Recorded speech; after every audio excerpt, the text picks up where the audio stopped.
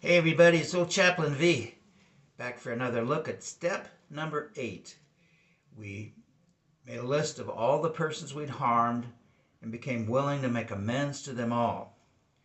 Well, this is a powerful step because when we look back at the first 7 steps, we've really learned a lot more about ourselves, and we've had a spiritual awakening, and we're growing spiritually. And just because we're learning a lot more of what's going on in here doesn't necessarily mean we change overnight.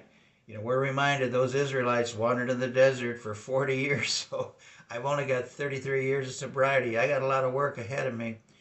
But the people that I would put on my list, of course, to me have to do with a scripture verse. Judge not, lest ye be judged.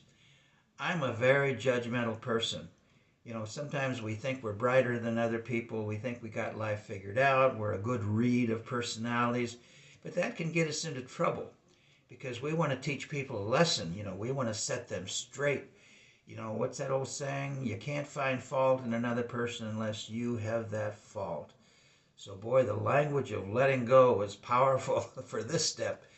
And so the people that I've put on my list, of course, begins with the people that, nearest and dearest to us. We always, as I said before, treat strangers like family and family like strangers because they sometimes have our number too. And we get kind of critical when people judge us. But judging is really something that I think we take lightly. It really helps us understand that if we really pay attention to what's going on and being aware through the transformational power of grace as to what's going on, we can shift from, being critical of this person and maybe saying some things that are totally inappropriate to more of to be encouraging to the other person.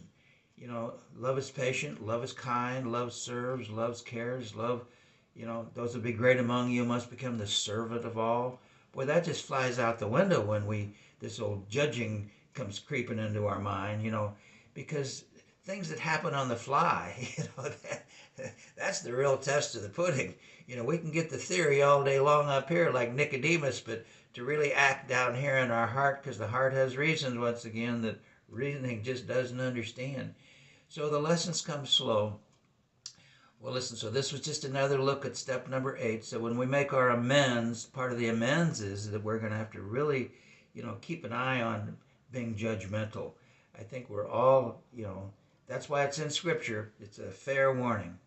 Well, listen, God bless you, everybody. Thank you for watching another step, taking another look at step number 8.